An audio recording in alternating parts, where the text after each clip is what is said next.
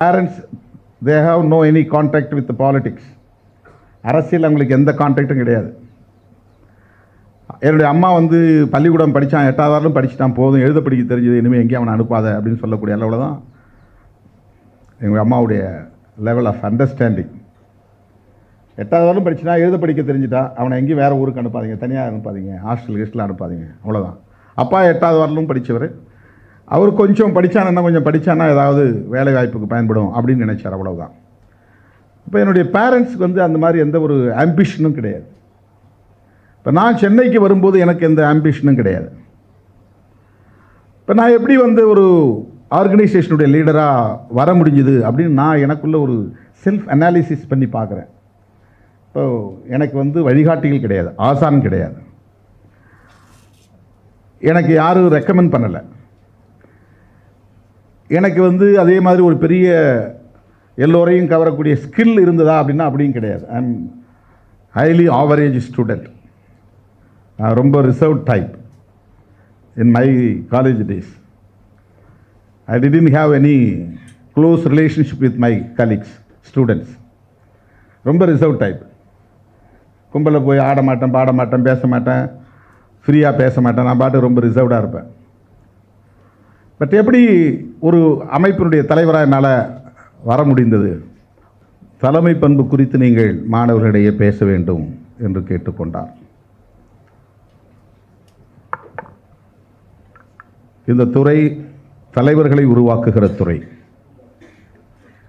Department of social work என்பது பிற துறைகளில் இருந்து முற்றிலும் மாறுபட்ட ஒரு துறை, சிறப்பு வாய்ந்த ஒரு துறை. சொல்லப்போனால் தலைவர்களை உருவாக்குகிற துறை. நான் அடிக்கடி மாணவர்களிடையே பேசுகிற போது சொல்லுவேன், உங்களிடமிருந்து பெரிய அளவில் ஆளுமை மிக்க பேராசிரியர்கள் உருவாகலாம், விஞ்ஞானிகள் உருவாகலாம், எழுத்தாளர்கள் உருவாகலாம், கவிஞர்கள் போன்ற படைப்பாளர்கள் உருவாகலாம். ஆனால் நான் மாணவ செல்வங்களிடமிருந்து எதிர்பார்ப்பது பேராசிரியர்கள் என்பதை விட, விஞ்ஞானிகள் என்பதை விட, படைப்பாளர்கள் என்பதை விட தலைவர்களை எதிர்பார்க்கிறேன்.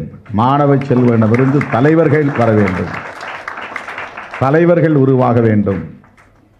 இதுதான் வழக்கமாக நான் கல்லூரி மாணவர்களிடையே உரையாற்றுகிற போது விடுக்கிற செய்தி. ஆகவே நான் இந்த நிகழ்வின் ஊடாக உங்களிடையே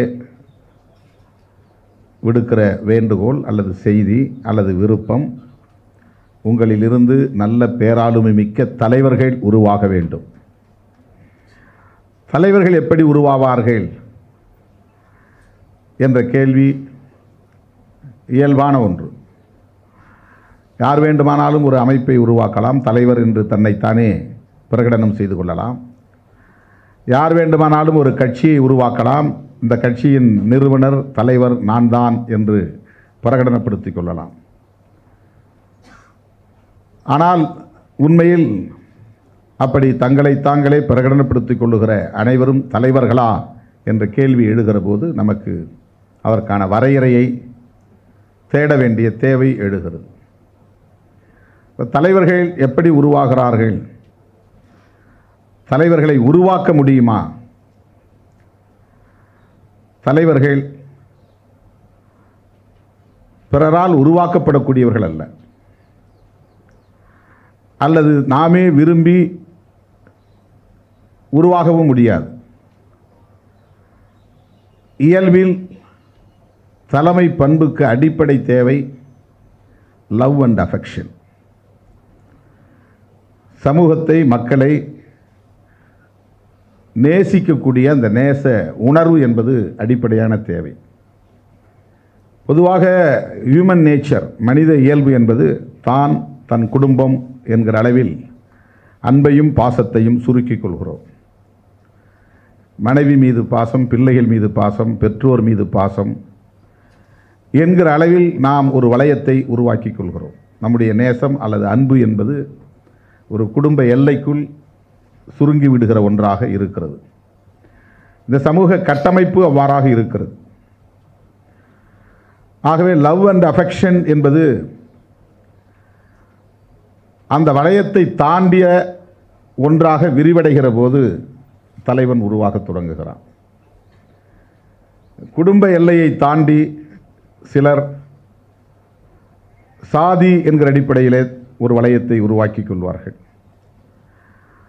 அல்லது சிலர் மதம் என்கிற அளவிலே ஒரு வளையத்தை உருவாக்கி கொள்வார்கள், சிலர் தேசம் என்கிற அளவிலே உருவாக்கி கொள்வார்கள்.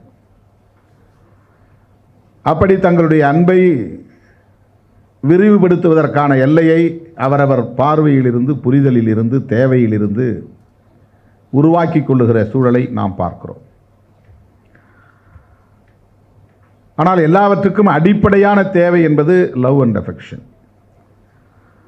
மக்களை, மனிதர்களை நேசிப்பது. அதற்கு என்ன நிபந்தனை என்றால் caring and sharing. Without caring and sharing there is no love and affection. ஒருவரை நாம் பாதுகாக்க வேண்டும், ஒரு சமூகத்தை பாதுகாக்க வேண்டும், அவர்கள் மீது அக்கறை செலுத்த வேண்டும், எல்லாவற்றையும் மனம் திறந்து உரையாட வேண்டும், கருத்துக்களை பகிர்ந்து கொள்ள வேண்டும். Where there is caring and sharing, there must be developed love and affection. That is the real leadership. அதுதான் உண்மையான தலைமை பண்பு. எங்கே அன்பும் அக்கறையும் பெருகுகிறதோ அங்கே இயல்பாக தலைமை பண்பு உருவாகிறது. லீடர், பிரசிடென்ட் என்கிற இரண்டு சொல்லும் தலைவர் என்கிற பொருளை குறிப்பதாக நாம் பார்க்கிறோம். ஆனால் லீடர் என்கிற சொல்லுக்கு சரியான தமிழ் முன்னோடி என்றுதான் பொருள். முன்னோடுதல் என்பது யாராவது செய்வார்கள் என்று காத்திருக்காமல், யாராவது திட்டமிடுவார்கள் என்று மெத்தனமாக இருக்காமல், யாராவது இதை செய்வார்கள் என்று விலகி இருக்காமல், ஒரு சிக்கல் எழுகிறது என்று சொன்னால், ஒரு தேவை எழுகிறது என்று சொன்னால் அதை தொடங்கி வைப்பது நானாக இருப்பேன் என்று எண்ணுகிறவன் தலைவனாக உருவாகிறான். முன்னோடியாக யாருக்காகவும் எதிர்பார்த்திருக்காமல், ஒரு கதாநாயகன் வருவான் திடீரென்று எங்கிருந்தாவது, எதிரிகளை பந்தாடுவான், நம்மை காப்பாற்றுவான் என்று எதிர்பார்த்திருக்காமல், அந்த வேலையை நானே செய்வேன் என்கிற அந்த இன்ஸ்டிங்க்ட், அந்த உணர்வு நமக்குள்ளேயே, நம்முடைய குருதிக்குள்ளேயே ஓட வேண்டும். அந்த உணர்வு இருந்தால்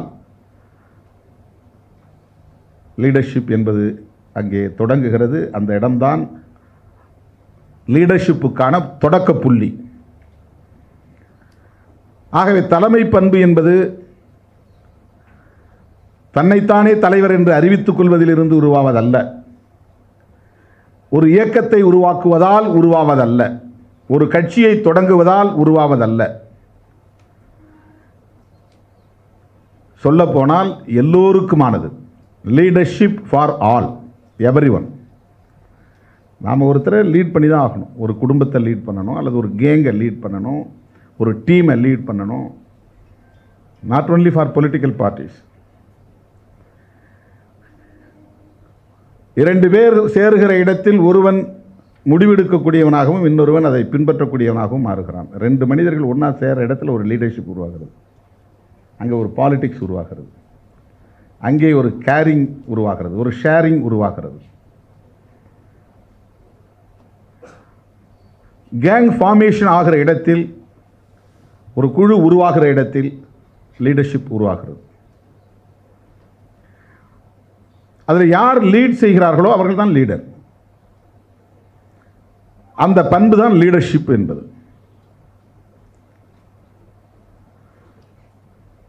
புரட்சியாளர் அம்பேத்கர் அவர்கள் சொன்ன ஒரு பொன்மொழியை இங்கே தோழர்கள் சொன்னார்கள், எஜுகேட், அஜிடேட் அண்ட் ஆர்கனைஸ் என்பது. இப்போ லீடர்ஷிப்புக்கு நீங்கள் பெருசாக டெஃபினேஷன் எங்கேயும் தேட வேண்டியதில்லை. எஜுகேட், அஜிடேட், ஆர்கனைஸ் என்கிற பண்புகள் எங்கே இருக்கிறதோ அங்கே லீடர்ஷிப் உருவாகிறது. கற்பித்தல், போராடுதல், அணிதிரட்டுதல், அதை புரட்சி செய் என்றும் நாம் சொல்லுகிறோம். ஆனால் அஜிடேஷன் என்பது புரட்சி அல்ல, ரெவல்யூஷன் என்பதுதான் புரட்சி. அஜிடேஷன் என்பதை நான் தொடக்கத்திலே 90களில் எப்படி மொழிபெயர்த்தேன் என்றால், கற்பி கலகம் செய் ஒன்று சேர் என்று. அதை அஜிடேஷன் என்பதை கலகம் என்று விடுதலை சிறுத்தைகள் மொழிபெயர்த்தோம். கற்பி போராடு ஒன்று சேர் என்று தொடக்கங்களில் சொல்வார்கள். சில பேர் கற்பி ஒன்று சேர் புரட்சி செய் என்று சொல்லுவார்கள். விடுதலை சிறுத்தைகளின் சார்பில் நான் 1990களில் எழுதிய துண்டறிக்கைகள் எல்லாம் கற்பி கலகம் செய் ஒன்று சேர். அஜிடேட் என்பதற்கு பிறகுதான் ஆர்கனைஸ். ஒன்று சேர்த்த பிறகு போராடுவதல்ல, போராடுவதன் மூலம் ஒன்று சேர்ப்பது. Through agitation you can organise the people. Organise பண்ணி தான் அஜிடேட் பண்ணணுங்கிறதல்ல, அது வந்து ராங் அசம்ஷன். அது தவறான ஒரு யூகம். போராடுகிற துணி உள்ளவன் யாராயிருந்தாலும் அவனை சுற்றி மக்கள் அணிதிரண்டு விடுவார்கள். போராட்டம் எங்கே இருக்கிறதோ அங்கே மக்கள் அணிதிரண்டுவார்கள். தேவை இருக்கிறது. எஜுகேட் என்பது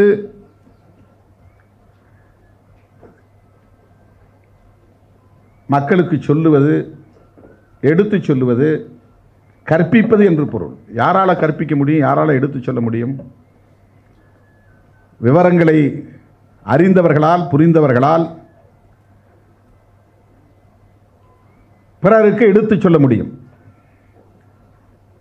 ஆக எஜுகேட் என்பது எடுத்து சொல் என்றுதான் பொருள். நீ MA BA படி என்று பொருள் அல்ல. அதெல்லாம் படிச்சிருந்தா எடுத்து சொல்ல முடியும். அது படிக்கணும். படிக்காமலே எடுத்து சொல்ல முடியும். 3ஆம் கிளாஸ் 4ஆம் கிளாஸ் படித்தவங்க கூட லீடர்களாக பெரிய அளவில் ரெவல்யூஷனரி லீடராக இருந்திருக்கிறாங்க. பகுத்தறிவு பகலவன் தந்தை பெரியாரை இன்றைக்கும் நாம் பேசிக் கொண்டிருக்கிறோம் என்றால் அவர் பல்கலைக்கழகத்தில் போய் படித்தவர் அல்ல, டாக்டரேட் முடித்தவர் அல்ல. புரட்சியாளர் அம்பேத்கர் அவர்களைப் போல, பெருந்தலைவர் காமராஜர் அவர்களும் கூட 3ஆம் வகுப்புக்கு மேல் படிக்கவில்லை என்று தெரிகிறது. ஆகவே பட்டம் படிக்க வேண்டும் என்கிற பொருளில் அல்ல. எஜுகேட் என்பது நாம் எதை உணர்ந்திருக்கிறோமோ, எதை உள்வாங்கி இருக்கிறோமோ, எதை அறிந்திருக்கிறோமோ, எதை புரிந்திருக்கிறோமோ, அதை யாருக்கு தேவையோ அவர்களிடம் எடுத்து சொல்லுவது, தெளிவுபடுத்துவது, முழுமையாக புரிய வைப்பது. லீடர்ஷிப்புக்கு தேவையானது எஜுகேட் என்கிற அந்த கேப்பபிலிட்டி. அதுதான் முக்கியமான ஒரு குவாலிட்டி ஆஃப் லீடர். யார் ஒருவர் ஒரு குழுவுக்கோ அல்லது ஒரு சமூகத்திற்கோ எடுத்து சொல்லுகிற வலிமையை பெற்றிருக்கிறாரோ அவன் தி பெஸ்ட் லீடர். சொல்ல தெரியணும். எனக்கு வந்து ஒரு விஷயத்தை நான் உள்வாங்கி இருக்கிறேன்னா, எனக்கு அது புரியுதுன்னா, I have the capacity to communicate to the mass. அதுதான் எஜுகேட். தெரிஞ்சதெல்லாம் சொல்றது பேர் எஜுகேஷன் இல்லை. எதை சொல்லணும், அதை எப்படி சுருக்கமாக சொல்லணும், எப்படி அவ முழுமையாக உணரக்கூடிய வகையில் சொல்லணும். ஒரே விஷயத்தை 10 பேர் பேசும்போது 10 பேரும் 10 விதமான அணுகுமுறைகளின் மூலம் சொல்லுவாங்க. Everyone has their own approach on the basis of their understanding. அவங்களுடைய புரிதல் இருந்து. இப்போ இந்த எஜுகேட்டுங்கிறதே ஒவ்வொருத்தரும் எப்படி சொல்கிறாங்க, எல்லாம் போய் காலேஜில் படிங்க, எல்லாம் MA BA அம்பேத்கர் படிக்க சொல்லியிருக்கிறாரு, படிங்க. படின்னு சொல்கிறது வேறு, எடுத்து சொல் கற்பி என்று சொல்வது வேறு. இப்போ கற்பி என்பதற்கும் படி என்பதற்கும் வேறுபாடு இருக்கிறது. ஸ்டடி என்பதும் எஜுகேட் என்பதும் ஒன்று அல்ல. who have the capacity to communicate, அவங்களால தான் எஜுகேட் பண்ண முடியும். யாருக்கு கம்யூனிகேட் பண்ணக்கூடிய ஆற்றல் இருக்கிறதோ அவங்களால தான் எஜுகேட் பண்ண முடியும். ஹிஸ்ட்ரியை சொல்லித்தரது, சயின்ஸை சொல்லித்தரது, சோஷியல் சயின்ஸ் சொல்லித்தர்றது, இஷ்யூஸ் என்ன ப்ராப்ளம் இருக்குது அந்த ப்ராப்ளத்தை சொல்கிறது. ஆக எஜுகேட் லீடர்ஷிப் குவாலிட்டியில் ரொம்ப முக்கியமானது வந்து எஜுகேட். அஜிடேட்டுங்கிறது வந்து நம்ம வந்து ஒரு புரட்சியாக பார்க்க வேண்டியது. அது வந்து ஒரு சாதாரணமாக இந்த இடத்துல எழுந்துச்சு ஒருத்தர் வந்து தனக்கான உரிமையை கேட்டார்னா அது கூட அஜிடேஷன் தான். நீங்கள் வந்து உரிய நேரத்தில் இந்த நிகழ்ச்சியை தொடங்கலை, ஏன் டிலே ஆச்சு அப்படின்னு ஒருத்தர் எழுந்துச்சு பேசுகிறாரு சொன்னால் that is also type of agitation. அல்லது எனக்கு இந்த வாய்ப்பை நான் கேட்டிருந்தேன், ஏன் எனக்கு இதை கொடுக்கல சொல்லலாம். அஜிடேஷன் ஃபார் their ரைட்ஸ், அது வந்து ஒரு பொறி, ஒரு தீப்பொறி. எந்த இடத்துல உரிமைக்கான குரல் எழும்புகிறதோ அந்த இடத்தில் தான் ஆர்கனைசேஷன் என்பது டெவலப் ஆகும். Without agitation there will be no organization of the people. Agitation இல்லாமல் எந்த இடத்திலும் நம்ம வெறும் கம்யூனிகேட் பண்ணிட்டேன், நான் வாட்ஸ்அப்பில் போட்டேன் வந்துடுவாங்க, வரமாட்டாங்க. நான் நோட்டிஃபிகேஷன் கொடுத்துட்டேன் வருவாங்கன்னா வரமாட்டாங்க, ஆர்கனைஸ் ஆக மாட்டாங்க. இப்போ ஆர்கனைஸ் பண்ணுற இடத்துல அங்கே ஏதாவது ஒரு உரிமை கோருதல், கிளைமிங் என்பது இருக்கணும். அந்த இடத்துல வந்து போராட வேண்டிய ஒரு தேவை இருக்கிறது என்பதை உணர்த்தணும். அதுதான் அஜிடேஷன்.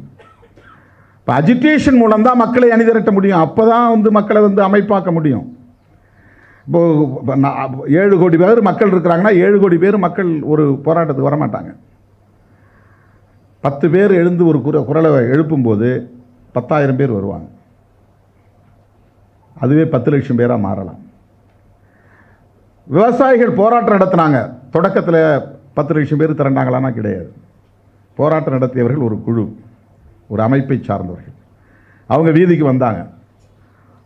ஒரு நாள், ஒரு வாரம், 10 நாள், ஒரு மாதம், அதன் பிறகு thousands together people have organized for the particular reason, particular demand.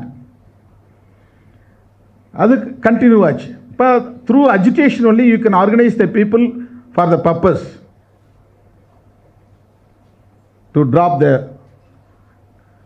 act, the agricultural சம்பந்தமான சட்டங்களை வந்து திரும்ப பெறணும்.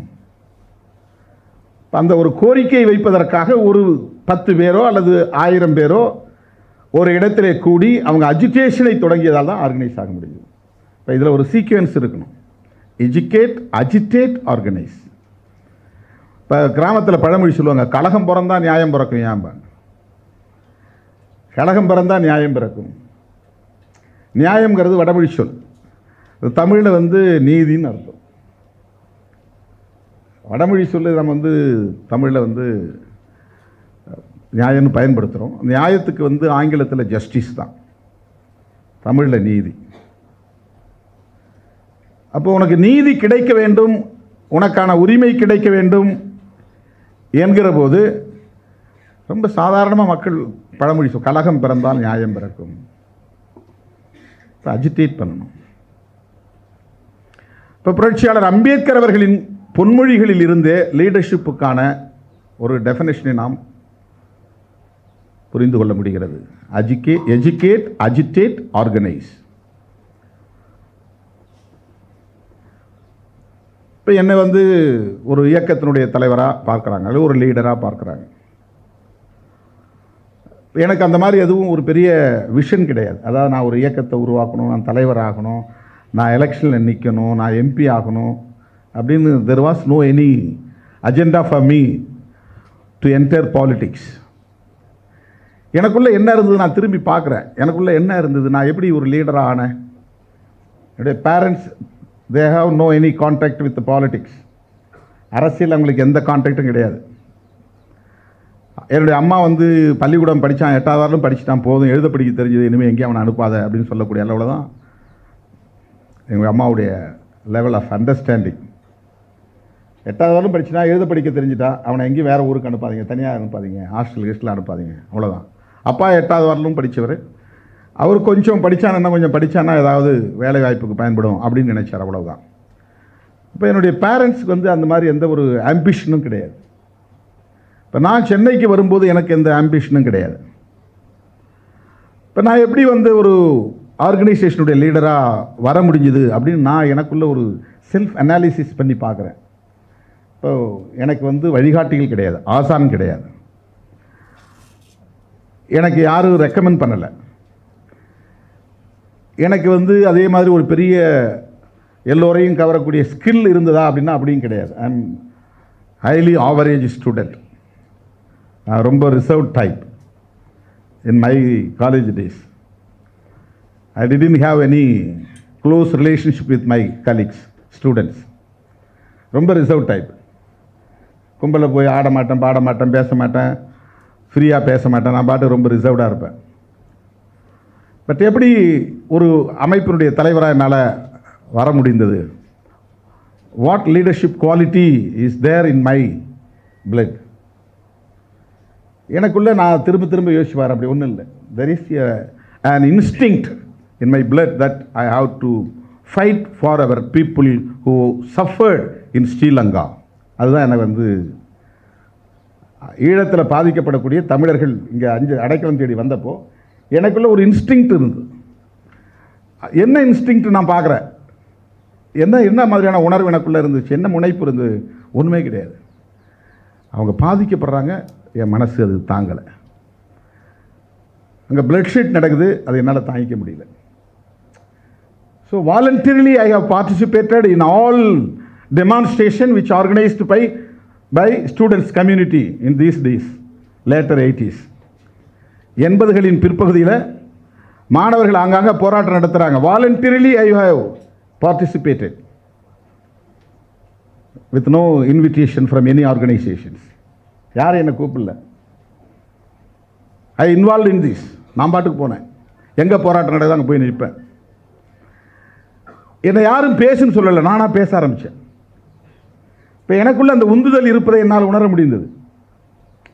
யாரும் என்னை கால் பண்ணி நீ இதை பேசுங்க அதை பேசுன்னு சொல்லலை. ஒரு டெமான்ஸ்ட்ரேஷன் நடக்குனாக்கா வாலண்டரிலி நானாக போய் மைக்கை பிடிச்சி பேச ஆரம்பித்தேன். ஸோ நான் திரும்ப யோசித்து பார்க்குறேன். நான் தமிழ் மக்கள் மீது, தமிழர்கள் என்கிற அடிப்படையில் கூட அல்ல, ஒரு ஹியூமன் நேச்சர், அதாவது ஒரு ஹியூமானிட்டி பேஸ்ட் அப்ரோச், ஒரு மனிதநேய அடிப்படையிலான ஒரு உணர்வு எனக்குள்ளே இருந்ததால் அந்த மனிதநேயம் என்பது தான் இப்போ லீடருக்கு மிக முக்கியமான quality. Nothing but leadership is nothing but humanity. Leadership is nothing but humanity. அதுக்கு பெரிய நாலேஜ் இருக்கணும், அவர் பெரிய பேச்சாளராக இருக்கணும், அவர் பெரிய எழுத்தாளராக இருக்கணும் அப்படின்னு கிடையாது. பேச தெரியாத காமராஜ் பெருந்தலைவர் ஆனார். கண்டினியூஸாக வந்து அவர் பெரிய அலங்கார தமிழில் பேசக்கூடியவர் கிடையாது. எழுத தெரியாதவர். சொல்லப்போனால் அவர் மட்டுமே நம்ம ஒரு சான்றாக பார்க்கலாம். அவர் பேனா பிடிச்சுனா பெருசாக எழுத மாட்டார். எப்படி காமராஜர் எப்படி பெருந்தலைவராக முடிஞ்சது? அவருடைய உடலுக்குள்ளும் உள்ளத்துக்குள்ளும் இருந்த ஹியூமானிட்டி என்பது தான், மனித நேயம் என்பது தான். அதுதான் பேசிக் நீட், அதுதான் பேசிக் குவாலிட்டி ஆஃப் த லீடர்ஷிப். இப்போ நீங்கள் சோஷியல் ஒர்க்கில் இருக்கிறீங்க அப்படின்னு சொன்னால், இப்போ சோஷியல் ஒர்க் நான் ஒரு தகவலாக சொல்கிறேன். After completed my basic graduation BSc chemistry, I tried to join MA social work. I went and that institution which is called School of Social Work in Egmore, Madras School of Social Work. I did my basic graduation in 1982, 79-82. நான் மட்டும்தான் இப்போ pass பண்ணேன். என்னுடைய கேங்கில் என்னுடைய ஃப்ரெண்ட்ஸுங்க ஒரு 10 பேர் இருந்தாங்க. அதில் நான் ஒரு தான் பாஸ் பண்ணேன். அவங்கெல்லாம் என்னை டிஸ்கரேஜ் பண்ணாங்க. நீ என்ன இப்போ எம்எஸ்சி கெமிஸ்ட்ரி படித்து என்ன பண்ண போகிற கொஞ்சம் அப்படின்னு. எனக்கு அதில் ஒரு இன்ட்ரெஸ்ட் இல்லாமல் போச்சு. கெமிஸ்ட்ரிக்குள்ளே போய் நான் எம்எஸ்சி ஜாயின் பண்ணியிருந்தேன்னா அப்போ நான் பிரசிடென்சியில் வாங்கியிருக்க முடியும். ஆவரேஜ் ஸ்டூடெண்ட் தான், 60% வாங்கியிருந்தேன். பட் எம்எஸ்சி கெமிஸ்ட்ரி நான் ட்ரை பண்ணாமல் எனக்குள்ள ஒரு ஆர்வம் எம்ஏ சோஷியல் ஒர்க் படிக்கணும் அப்படின்னு. இப்போ அந்த வருஷம் என்ன க்ரைட்டீரியானா, science graduates are not eligible for MA social work. They have declare அந்த வருஷம் சயின்ஸ் கிராஜுவேட்ஸ் வந்து எலிஜிபிள் இல்லைன்ட்டான். அதுக்கு பிறகு நான் என்ன பண்ணுறதுன்னு தெரியாமல் MA journalism mass communication university of Madras அதுக்குள்ளே போனேன். அவன் ஸ்பான்சர்ஷிப் லெட்டர் கேட்டான். ஏதாவது ஒரு நாளேடு நடத்தக்கூடிய நிறுவனங்களில் போய் ஒரு ஸ்பான்சர்ஷிப் லெட்டர், இந்த ஸ்டூடெண்ட்டை நாங்கள் வந்து இன்டர்ன்ஷிப்புக்கு வச்சுக்கோங்கிற மாதிரி ஒரு ஸ்பான்சர்ஷிப் லெட்டர் யார்ட்டையும் வாங்க முடியல. அப்புறம் நான் கிரிமினாலஜி போட்டேன், கிடைச்சிது. கிரிமினாலஜி படித்தேன். எனக்கு கைட் பண்ணுறது கூட சரியான ஆள் இல்லை பாருங்கள். நான் பிஎஸ்சி கெமிஸ்ட்ரி படித்த பிறகு நான் எம்எஸ்சி கெமிஸ்ட்ரி போகணும், ஒரு அங்கே பிஹெச்டி பண்ணணும், ஒரு ப்ரொஃபஸராக போகணும், இல்லை ஒரு சயின்டிஸ்ட்டாக போகணும். கைட் பண்ணுறதுக்கு எனக்கு ஆள் இல்லை. நான் எவ்வளோ பெரிய தப்பு பண்ணேன்னா, ஏதாவது ஒரு ஈவினிங் காலேஜ் பண்ணணும், ஏர்ன் பண்ணணும், குடும்பம் ரொம்ப வறுமையில் இருக்குது அப்படின்ட்டு பிஎஸ்சி கெமிஸ்ட்ரி ஃபஸ்ட் கிளாஸில் பாஸ் பண்ணிவிட்டு ஐசிடபிள்யூஏ போய் ஜாயின் பண்ணேன். ஐசிடபிள்யூஏவுக்கும் கெமிஸ்ட்ரிக்கும் சம்மந்தமே கிடையாது. அங்கே போய் கண்ணை கட்டி காட்டில் விட்ட மாதிரி ஆகி போச்சுன்னு. இங்கே டி நகரில் வந்து ஸ்கூல் ஆஃப் ஒரு இது இருந்துச்சு, ஆல்ஃபா சிஸ்டம்ஸ் கோச்சிங் சென்டர்னு ஒன்று இருந்துச்சு. அங்கே வந்து ஈவினிங்கில் வந்து ஐசிடபிள்யூஏஐன்னு ஒரு கோர்ஸ். ஒரு 2 மாதம் போனேன், எனக்கு ஒரு டெர்மினாலஜி கூட புரியல. எல்லாம் காமர்ஸ் படித்த ஸ்டூடெண்ட் படிக்க வேண்டியது. அப்புறம் நம்ம பெரிய தப்பு பண்ணிட்டோம். நம்ம அடுத்த வருஷம் ஏதாவது ஒரு எம்எஸ்சி கெமிஸ்ட்ரி அல்லது எம்ஏ ஏதாவது ஜாயின் பண்ணேன். இப்போது இது கைட்லைன்ஸுங்கிறது இது கைட் பண்ணுறதுங்கிறது வாழ்க்கையில் ரொம்ப முக்கியமானது. பேரண்டல் கேரிங், நம்ம ப்ரொஃபஸருடைய கேரிங், அவங்களுடைய கைட்னஸ், இதெல்லாம் நமக்கு வந்து ரொம்ப முக்கியமானது. இப்போ அந்த மாதிரிலாம் இல்லாமல் இருந்துச்சு. ஆனால் நான் அப்போ அதுக்கு பிறகு 1 இயர் வேஸ்ட் பண்ணிவிட்டு 83 to 85 எம்ஏ கிரிமினாலஜி ஜாயின் பண்ணேன். இந்த ஃபஸ்ட் இயர் கம்ப்ளீட்டாக நான் போகல. அப்போ தான் வந்து ஈழத்தமிழர் பிரச்சனை வந்தது. 83, 84 100% ஆப்சென்ட். அப்புறம் எங்கள் ப்ரொஃபஸர் கூப்பிட்டு எனக்கு வான் பண்ணார், நீ இதை கம்ப்ளீட் பண்ணிவிட்டு அப்புறம் எங்கே வேணாலும் போப்பா அப்படின்னு. இப்போ கம்ப்ளீட் பண்ணுன்னு வச்சுங்க. இப்போ எதுக்கு இதை சொல்ல வந்தேன்னு சொன்னால், நாம் வந்து என்ன படிக்கிறோம் அப்படிங்கிறத விட இந்த சோஷியல் ஒர்க் அப்படிங்கிறது ரொம்ப முக்கியமான ஒரு துறை. அதில் என்ன படிக்கிறோங்கிறத விட இந்த சமூகத்துக்கு வேலை செய்கிறது, சமூகத்துக்கு தொண்டு செய்கிறது அப்படிங்கிற ஒரு உணர்வு வந்து நமக்குள்ளே இருந்ததால் தான் இந்த டிபார்ட்மெண்ட்டுக்கு நீங்கள் எல்லாம் வந்திருக்கிறீங்க. You have come for social work because you have naturally instinct in your mind. இதை செலக்ட் பண்ணுறதே அதுக்குள்ளேயே உங்கள்கிட்ட ஒரு லீடர்ஷிப் குவாலிட்டி இருக்கிறத நான் பார்க்குறேன். எப்போ நீங்கள் வந்து சோஷியல் ஒர்க் படிக்கணும்னு முடிவு பண்ணீங்களோ அப்போவே உங்களிடத்துல ஒரு லீடர்ஷிப் குவாலிட்டி இருக்குது அப்படின்னு நான் வந்து ஃபீல் பண்ணுறேன். இப்போ எனக்கு அந்த மாதிரி ஒரு உணர்வு இருந்ததால் தான் நான் அதை நோக்கி போனேன். சமூகத்தொண்டு செய்யணும், சோஷியல் ஒர்க் செய்யணுங்கிறது எல்லாராலையும் எல்லாம் என்ன நினைப்பாங்கன்னா, எதை படித்தா சீக்கிரம் வேலைக்கு போகலாம். கட்டாயமாக சோஷியல் ஒர்க் படித்தா சீக்கிரம் வேலைக்கு போக முடியாது. There is no scope for government job. Social work படிச்சுட்டு உடனே வேலை வாய்ப்பு போக முடியுமானா போக முடியாது. ஆனாலும் நீங்கள் இதை சூஸ் பண்ணுறீங்கன்னா என்ன அர்த்தம்? You will become leader for the society. எத்தனையோ டிபார்ட்மெண்ட் இருக்கலாம், இங்கே சயின்டிஸ்ட் உருவாக்கக்கூடிய பல துறைகள் இருக்கலாம். ஆனால் தலைவர்களை உருவாக்குகிற துறை டிபார்ட்மெண்ட் ஆஃப் சோஷியல் ஒர்க் என்று சொல்லுவதில் நான் பெருமைப்படுகிறேன். Naturally you have the leadership quality. Only because of this reason you have chosen to study here in this department. அப்படிதான் நான் ஃபீல் பண்ணுறேன். எனக்கு இப்போ கிடைக்காம போச்சு. இப்போ உங்களை பார்த்து நான் பொறாமப்படுறேன். ஏன்னா சோஷியல் ஒர்க்கை வந்து ஒரு டிபார்ட்மெண்ட்டுக்குள்ளே படிக்கிறதுங்கிறது அது பெரிய ஒரு கிளாரிட்டி நமக்கு கிடைக்கும், பெரிய விஷன் கிடைக்கும். பட் எனக்கு என்னென்னா, நான் படித்த கெமிஸ்ட்ரி எனக்கு பயன்படலை, அல்லது நான் படித்த எம்ஏ கிரிமினாலஜி எனக்கு பயன்படலை. நான் மக்கள்கிட்ட கிடந்தேன், போய் ஜனங்கள்கிட்ட போயிட்டேன். அதை விட ஒரு எஜுகேஷன் வேறு எதுவும் இருக்க முடியாது. மக்களிடம் போகும்போது தான். இப்போ நீங்கள் வந்து இப்போ படிக்கிற படிப்புக்கும் நீங்கள் மக்கள்கிட்ட தொண்டு செய்ய போகும்போது அறிந்து கொள்வதற்கும் பெரிய கேப் இருக்கும். ஆனால் இதையெல்லாம் வச்சு ஒரு அனாலிசிஸ் பண்ணுறதுக்கு இந்த படிப்பு உங்களுக்கு பயன்படும். பட் அடிப்படையில் மக்களுக்கு தொண்டு செய்வது, மக்களுக்காக பணியாற்றுவது. இப்போ மக்களுக்கு தொண்டு செய்வதுன்னா என்ன? இனாம் கொடுக்குறதா? நான் வந்து அவங்களுக்கு வந்து ஒரு எல்லாருக்கும் வேட்டி சேலை கொடுத்தேன், அது ஒரு தொண்டு. அவங்களுக்கு வந்து நான் வந்து சோறாக்கி போடுறேன், அது ஒரு தொண்டு. அதெல்லாம் சோஷியல் சர்வீஸ். அல்லது வீடு கட்டுறதுக்கு, வண்டி வாங்குறதுக்கு, டிசேபிள்டு பீப்புளுக்கு நான் எல்லாருக்கும் வந்து ஒரு 3 சக்கர சைக்கிள் கொடுக்கறது, இதெல்லாம் வந்து லீடர்ஷிப்புக்குள்ளே வராது.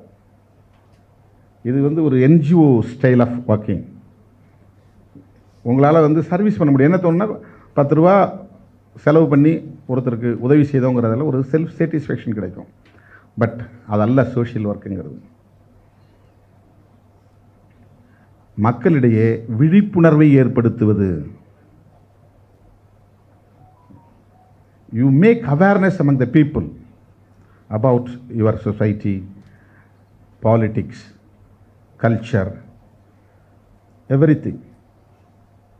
சோஷியல் ஒர்க்குங்கிறத நான் என்னவா பார்க்குறேன்னா, மக்களுக்கு வந்து பொருளை வாங்கி தர்றதல்ல சோஷியல் ஒர்க்கு.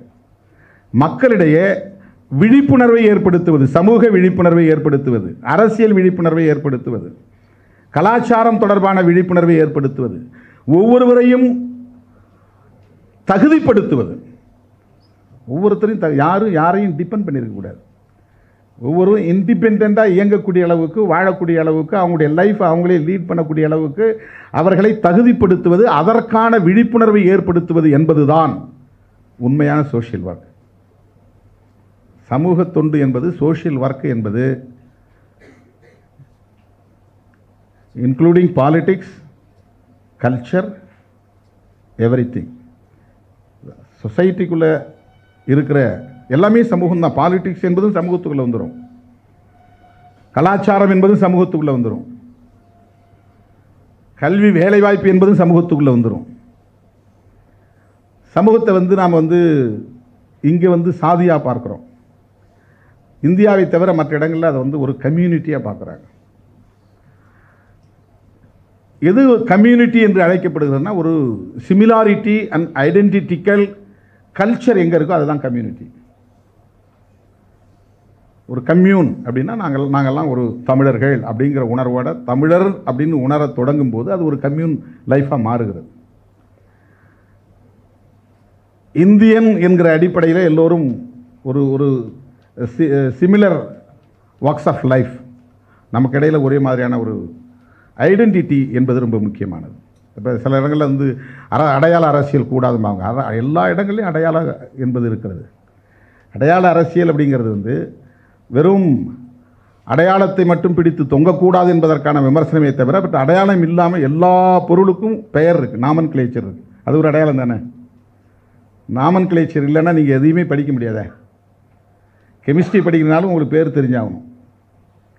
ஆசிடுக்கு ஒவ்வொன்றுக்கும் தனித்தனி பேர் இருக்குது, சால்ட்டுக்கு ஒவ்வொன்றுக்கும் தனித்தனி பேர் இருக்குது, பிளான்ட்டுக்கு ஒவ்வொன்றுக்கும் தனித்தனி பேர் இருக்குது, பயாலஜிக்குள்ளே ஒவ்வொன்றுக்கும் தனித்தனி, அதெல்லாம் நாமன் கிளேச்சர். அது ஒரு ஐடென்டிட்டி தானே. இப்போ ஹியூமன் பீயிங் அப்படின்னு வரும்போது மனித குலத்துக்குள்ளேயே ஐடென்டிட்டி உண்டு. ஐடென்டிட்டி இல்லாமல் ஒன்று பண்ண முடியாது. ஆனால் சில பேர் என்னென்னா, ஒரு குறிப்பிட்ட அடையாளத்தை பிடிச்சிக்கிட்டு அந்த அடையாளத்தை ரீட்டைன் பண்ணுறதுக்காக, அதை சஸ்டைனபிளாக வச்சுக்கிறதுக்காக போராடுவாங்க. அப்படி இல்லை. அந்த அடையாளம் எதுக்குன்னா, ஒரு மாற்றத்தை நோக்கிய புரட்சிக்கானதாக இருக்க வேண்டும். எல்லா அடையாளங்களும் முற்போக்கான மாற்றத்தை நோக்கியதாக இருக்க வேண்டும். இப்போ லீடர்ஷிப்புக்குள்ளே இதெல்லாம் லீடர்ஷிப் வந்துடுது. நமக்கு வந்து பேசிக்காக லவ் அண்ட் அஃபெக்ஷன் இருக்குது, நமக்கு கேரிங் அண்ட் ஷேரிங் இருக்குது, நாம் வந்து டெடிக்கேஷன் இருக்குது. எந்த தளத்தில் நின்று வேலை செய்கிறோமோ அந்த தளத்தில் நம்ம வந்து கம்ப்ளீட்டாக நம்மக்கிட்ட டெடிக்கேஷன் இருக்கணும். ஹியூமனிட்டிங்கிறது வந்து வெறுமனே மக்கள் மேலே பற்று செலுத்துறது மட்டும் இல்லை, the complete dedication towards the goal. எதை டார்கெட் பண்ணுறோமோ அதை நோக்கி வந்து ஒரு கம்ப்ளீட் டெடிக்கேஷன் இருக்கணும். யார் வந்து முழுமையாக தன்னை ஒன்றில் ஈடுபடுத்திக் கொள்கிறானோ அவனை யாராலும் வீழ்த்த முடியாது, ஓரங்கட்ட முடியாது, சைட்லைன் பண்ண முடியாது. சில பேர் வந்து என்கிட்ட ஏன் சொல்லலை, எனக்கு ஏன் தகவல் கொடுக்கல அப்படின்னு சொல்கிறது வந்து அவனுடைய ஆற்றாமையாலும் இயலாமையாலும் சொல்கிறது. அது வந்து கம்ப்ளீட்னஸ், அவனுடைய கம்ப்ளீட் டெடிக்கேஷன் அங்கே இல்லை, இன்வால்மெண்ட் இல்லை. யாருக்கு வந்து ஒரு 100% இன்வால்மெண்ட் இருக்கிறதோ, யார் கம்ப்ளீட்டாக டெடிகேட் பண்ணுறாங்களோ அவர்களை யாராலும் புறக்கணிக்க முடியாது. லீடர்ஷிப்புக்கு ரொம்ப ரொம்ப முக்கியமானது டெடிகேஷன். லீடர்ஷிப்புக்கு ரொம்ப ரொம்ப முக்கியமானது complete involvement in your field. That is very important. அது எதுவாக இருந்தாலும், what ever it is, you have to involve completely, 100%. You have to dedicate your self completely. That is very important for a leadership. ரொம்ப முக்கியமானது. Dedication இல்லாமல், involvement இல்லாமல் ஒரு leader emerge ஆகவே முடியாது. அப்போ அந்த இடத்துல வந்து செல்ஃப் சென்டர்ட் அப்ரோச்சுங்கிறது உடஞ்சிரும். அது எல்லாத்துலேயுமே வந்து செல்ஃப் ப்ரொஜெக்ஷன் பண்ணுறதும் செல்ஃப் சென்டர்டாக இருக்கிறதும் லீடர்ஷிப்புக்கு பெரிய பேரியர். யார் ஒருத்தர் வந்து தன்னை முன்னிறுத்த நினைக்கிறானோ அவனால் வந்து ஒரு பெரிய லீடராக எமர்ஜ் ஆக முடியாது. யார் செல்ஃப் சென்டர்டாக இருக்கிறானோ அவனால் வந்து ஒரு லீடராக எமர்ஜ் ஆக முடியாது. ஒரு குறிப்பிட்ட எல்லைக்குள்ள அவன் வந்து தன்னை அடையாளப்படுத்திக்க முடியும், அவ்வளோதான். அவனால் ஒரு அடையாளப்படுத்திக்க முடியும். பட் வந்து அக்செப்டபிள் லீடராக உருவாக்க முடியாது. அக்செப்டபிள் லீடராக உருவாகிறதுக்கு எது தேவையாக இருக்கிறது, இன்றியமையாத தேவையாக இருக்கிறதுனா, எந்த இஷ்யூவை நாம் எடுத்துக்கொள்கிறோமோ அந்த பிரச்சனையில் முழுமையான ஈடுபாடும் அர்ப்பணிப்பும் தேவை. Complete involvement and total dedication to the goal. இப்போ கோல்னா என்ன, அது நமக்கு அதில் ஒரு கிளாரிட்டி நமக்கு இருக்கணும். சமூகத்தில் நிறைய பிரச்சனைகள் இருக்குது. இப்போ எந்த பிரச்சனையை சூஸ் பண்ணுறது, எந்த பிரச்சனைக்கு நாம் வந்து போராடுறது அப்படிங்கிறதுல ஒரு தெளிவு இருக்குது பாருங்கள். அந்த கிளாரிட்டி அது ஒரு லீடர்ஷிப். அது வந்து இன்னொரு டேர்மில் சொல்லணும்னா ப்ரொஃபஷ்னல் நாலேஜ்னு சொல்லலாம். ப்ரொஃபஷ்னல் நாலேஜ் மீன்ஸ் நம்ம எந்த துறையில் வேலை செய்யணும்னு நினைக்கிறோமோ அந்த துறையை பற்றி இன் அண்ட் அவுட் நாம் அதை தெரிஞ்சுக்கணும். அதை தெரிஞ்சுக்கணுங்கிறத விட கற்றுக்கொள்ளணும்.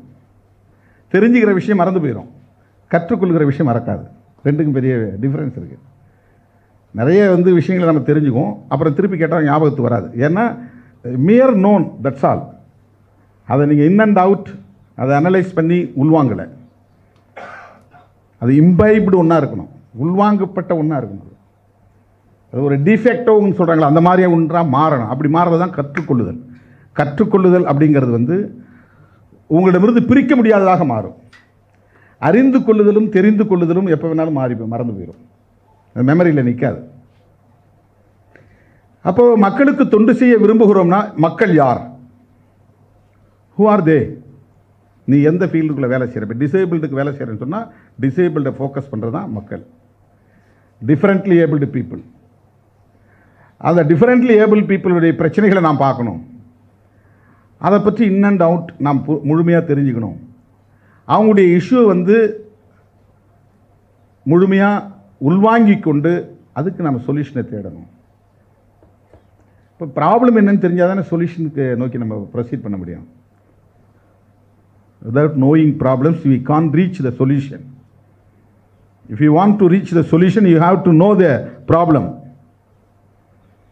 இப்போ ப்ராப்ளம் தெரிஞ்சுக்கணும் அப்படிங்கும்போது ப்ராப்ளம் யாருடைய ப்ராப்ளங்கிறது தான் ஹூ ஆர் தே, யார் பீப்புள்னால் மொத்தம் 100% ஒரு சமூகத்தில் இருக்கிறோம்னா டிஃப்ரெண்ட்டான தளங்களில் மக்கள் இருக்கிறாங்க. அப்பர் காஸ்ட் இருக்கிறாங்க, மிடில் காஸ்ட் இருக்கிறாங்க, காஸ்ட்னு பார்க்கும்போது கீழ்நிலையில் இருக்கக்கூடிய மக்கள் இருக்கிறாங்க, மார்ஜினலைஸ்டு செக்ஷன்ஸ்னு சொல்கிறோம், நாம் மைனாரிட்டிஸ்ன்னு சொல்கிறோம், விமன் சொல்கிறோம், தலித் சொல்கிறோம், ட்ரைபல்ஸ் சொல்கிறோம், டிரான்ஸ்ஜெண்டர் சொல்கிறோம், டிஃபரெண்ட்லி ஏபிள்டு சொல்கிறோம். பல வகையாக இருக்குது. இப்போ நீங்கள் எதை ஃபோக்கஸ் பண்ண போகிறீங்க? இப்போ இதில் வந்து ரொம்ப வெளிப்படையாக இன்றைக்கி விவாதங்களில் நம்ம பார்க்கலாம், ரைட் விங் லெஃப்ட் விங் அப்படின்னு சொல்லி, இடதுசாரி வலதுசாரின்னு சொல்லி. What you mean by left wing, what you mean by right wing? இப்போ நம்மளுடைய லீடர்ஷிப்புங்கிறது எதை நோக்கி கட்டமைக்கப்படும் அப்படிங்கிறதுக்குள்ள நமக்கு ஒரு கிளாரிட்டி தேவை. நாம் யாருக்காக உழைக்கப் போகிறோம், யாருடைய தேவைக்காக உழைக்கப் போகிறோம், யாருக்காக நம்மை ஒப்படைக்கப் போகிறோம், அர்ப்பணிக்கப் போகிறோம். அதில் நமக்கு ஒரு கிளாரிட்டி இல்லைன்னு சொன்னால் அதனால் நம்மளால் அச்சீவ் பண்ண முடியாது. நேரத்துக்கு நேரம் நம்ம ஸ்டாண்டு மாறும். அதில் ஸ்டபனாக இருக்க முடியாது, ஸ்டான்ச்சாக இருக்க முடியாது, ஸ்டிக் ஆன் பண்ணி இருக்க முடியாது. இப்போ இந்த இடத்துல வந்து ஒரு முக்கியமான விஷயம் நீங்கள் வந்து தெரிஞ்சுக்கணும். என்ன அப்படின்னு சொன்னால், every issues, every problems have a philosophy. There is a philosophy behind all issues. எல்லா பிரச்சனைகளுக்கும் பின்னால் ஒரு கோட்பாடு இருக்கிறது. There is a doctrine or policy or principle. எல்லா பிரச்சனைகளுக்கு பின்னாலும் ஒரு கோட்பாடு இருக்கிறது அல்லது ஒரு தத்துவம் இருக்கிறது. இல்லைன்னா அந்த பிரச்சனை உருவாகாது. தத்துவம் சார்ந்தது நீங்கள் புரிந்து கொள்ளாமலோ ஒரு தத்துவம் சார்ந்து தான் நம்ம இயங்குகிறோம். உள்வாங்கியோ உள்வாங்காமலோ நாம் ஒரு தத்துவம் சார்ந்து தான் இயங்குகிறோம். நான் உடை உடுத்துவதற்கு பின்னால் ஒரு கோட்பாடு இருக்கிறது, என்னுடைய உணவு முறையில் ஒரு கோட்பாடு இருக்கிறது, நான் ஒரு இயக்கத்தை தேர்ந்தெடுப்பதில் எனக்கு ஒரு கோட்பாடு இருக்கிறது. அது எனக்கு தெரியாமல் இருக்கலாம். I don't have any clarity on my principles, but I am following some principle towards my issues. என்னுடைய பிரச்சனைகளை நோக்கி நான் போகிறேன். ஆனால் எதை பின்பற்றி ஏதோ ஒரு பிரின்சிபலை நான் பின்பற்றுறேன். என்னால் அதை வந்து கிளாரிஃபை பண்ண முடியல. ஆனால் பின்பற்றுறேன். Every human being are following any one principle in their life. இது நம்ம அடிப்படையாக தெரிந்து கொள்ள வேண்டிய விஷயம். அது ரிலீஜியஸ் பேஸ்டாக இருக்கலாம், கேஸ்ட் பேஸ்டாக இருக்கலாம், பொலிட்டிக்கலாக இருக்கலாம், கல்ச்சுரல் பேஸ்டாக இருக்கலாம், ஏதாவது. பட் அங்கே every issues has their own principles. இப்போ அதில் நமக்கு வந்து எந்த கொள்கை, அது அந்த கொள்கைன்னு வரும்போது தான் லெஃப்ட் ரைட்னு வருது. இன்றைக்கு உலகளாவிய அளவில் வந்து இடதுசாரி பார்வை அப்படிங்கிறது எதை குறிக்கிறதுனா, ஒரு radical approach, democratic approach, revolutionary approach. இதுதான் வந்து லெஃப்ட். லெஃப்ட்டுங்கிறது வெறும் கம்யூனிஸ்ட் பார்ட்டியோட அரசியல் அல்ல. லெஃப்ட்டுங்கிறது வெறும் கம்யூனிஸ்டுகளை மட்டும் குறிக்காது. கன்சர்வேட்டிவிசம், இந்த பழமைவாதத்துக்கு எதிரானது எல்லாமே லெஃப்ட் தான். நான் காலங்காலமாக இந்த மரபை பின்பற்றி வருகிறேன். ஏன் அது தெரியாது, எங்கள் பாட்டன் முப்பாட்டன் பின்பற்றியது, அதனால் நான் பின்பற்றுகிறேன். இதுதான் கன்சர்வேட்டிவிசம். இது மாடர்ன் சொசைட்டிக்கு தகுந்த மாதிரி நம்மளை அக்கஸ்டம் பண்ணிக்கிறது, அக்காமடேட் பண்ணிக்கிறது அப்படிங்கிற ஒரு முயற்சியை நோக்கி நாம் போகும்போது ஒரு சேஞ்ச் தேவைப்படுது. அந்த சேஞ்ச் எப்படிப்பட்ட சேஞ்ச்? நாம் விரும்பினாலும் விரும்பாவிட்டாலும் சேஞ்ச் என்பது நடந்துக்கிட்டே இருக்கு. It is dialectical one. சேஞ்சஸ்ங்கிறது நிகழ்ந்து கொண்டே இருக்கும். அது ஒரு இயங்கியல் விதி. நீங்கள் கண்டுக்காமல் விட்டாலும் மாறும், நீங்கள் கண்டுக்கிட்டாலும் மாறும். ஒரு பழத்தை எடுக்கிறோம், ஜூஸ் போட்டால் சாராக பிழிஞ்சிடறோம், அது சாப்பிடக்கூடிய தன்மையை அதுக்குள்ளே நம்ம சுகர் ஆட் பண்ணுறோம், குடிக்கிறோம். அது ஒரு மாற்றம் தான். நீங்கள் அந்த கனியை பயன்படுத்தலைனாலும் அது அழுகி இன்னொரு தன்மைக்கு மாறிடும். இது ரெண்டும் மாற்றம் தான். உணவை சாப்பிட்டா செரிக்கும், நமக்கு ஆற்றலை கொடுக்கும், அது ஒரு மாற்றம் தான். உணவை நீங்கள் சாப்பிடாமல் விட்டால் அதில் ஜேம்ஸ் உருவாகி அது உருவாகி இது அது வீணாக போயிடும், அழுகி போயிடும். அதுவும் மாற்றம் தான்.